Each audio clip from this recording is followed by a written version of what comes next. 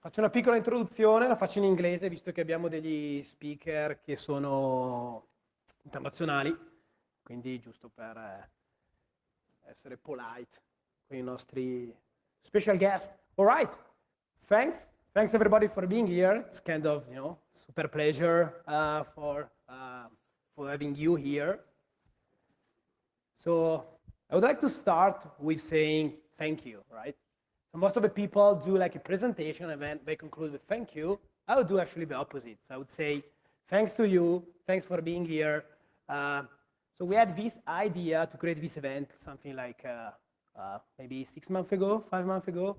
So when I came up with this idea, everybody was telling me, okay, dude, are you crazy? I mean, are you going to set up another conference in Bergamo? I mean, we are not in Rome, right? We are not in Milan, we are in Bergamo. You want to have a conference, you want to have your conference in English, in Italy, where no one speaks English, not good. It's going to be a big failure. But, I was pretty lucky, so we created a group of people. Actually, they're part of a local hack club. And the guys here with a green t-shirt, and everybody helped somehow to a certain extent. So thanks a lot to the organizers in believing into this project. Thanks to you for being here.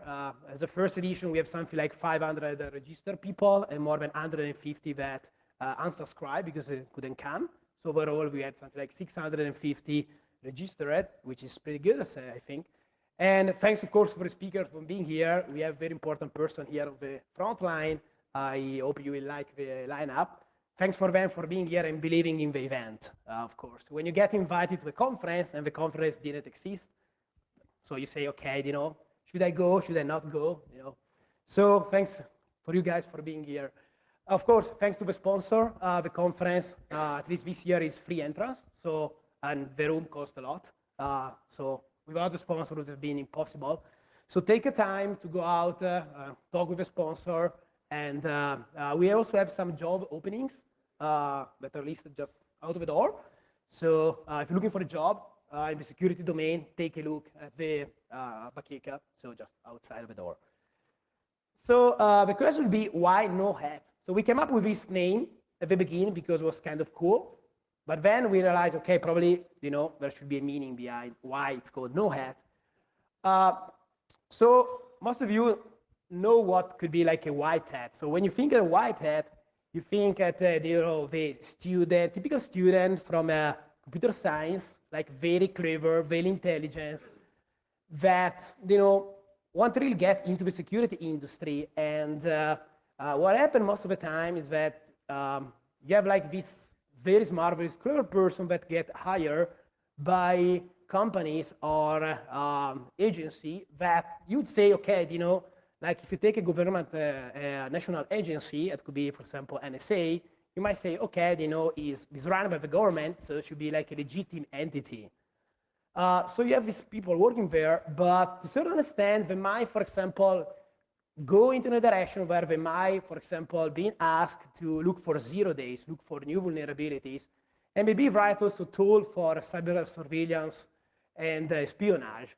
So the question would be, okay, so is a legitimate organization giving them a job, they're regularly paid to different extension, but then they look for vulnerabilities in new code, in unpublished code, in proprietary code. They might sell the vulnerability to another state.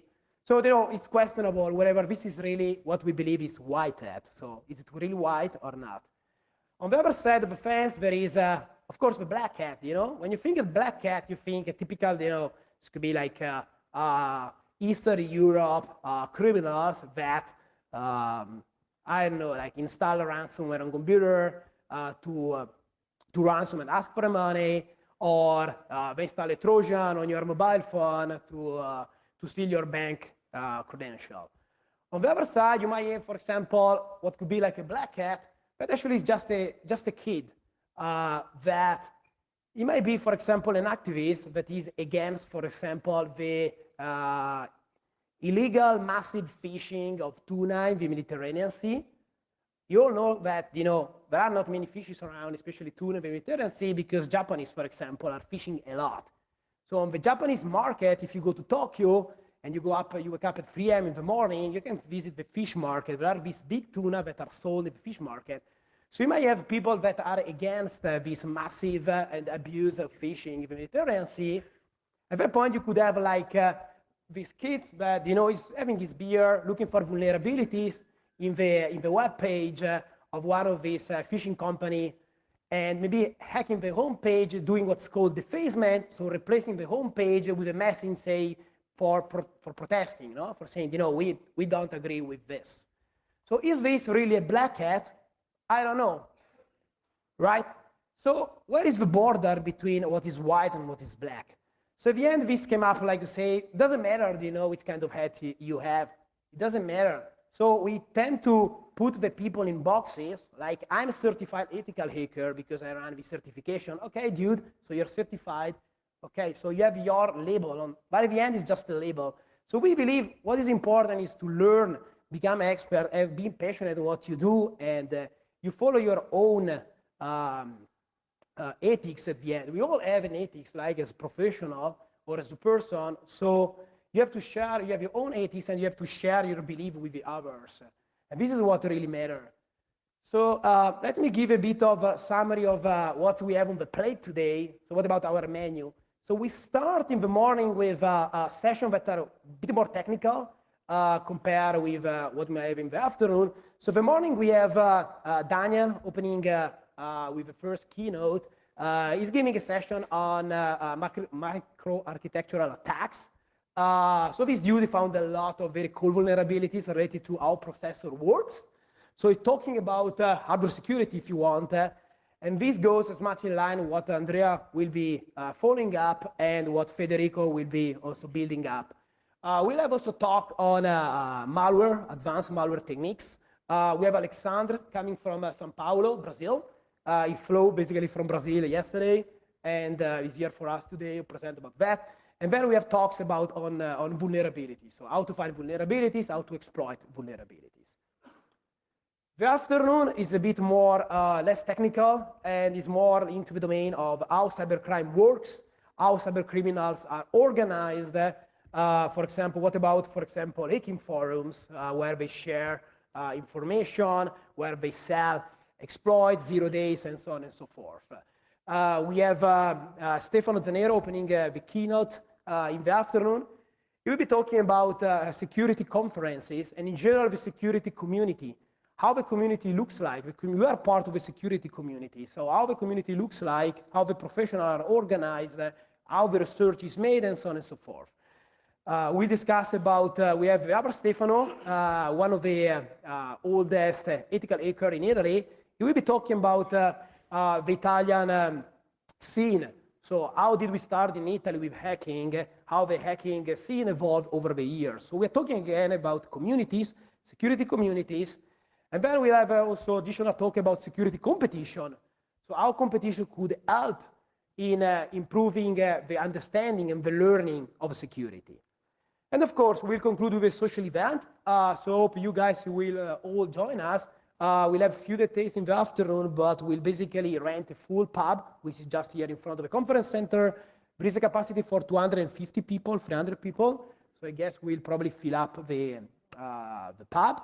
It's free entrance. We bought food thanks to the Hacking Lab. If you want to contribute with a donation, you are free to contribute, but in any case, you are all welcome.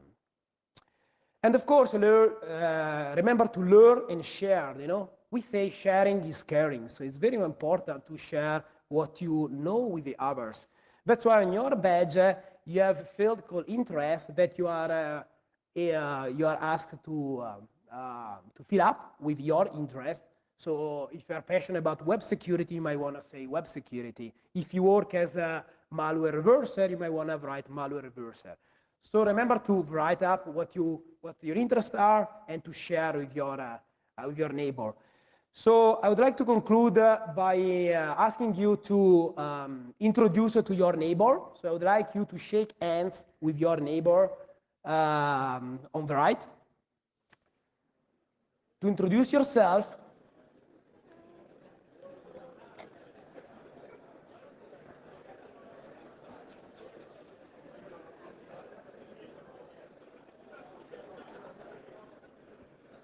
So I would like to have you contributing to the event. Don't be shy, make questions to the speakers. Have time to meet the speakers around today. Have a time to learn, because this is what Noet is all about. It's about you sharing what you have with the others and learn from the others. So thanks a lot, and I would say it's time to start, and thanks again for being here.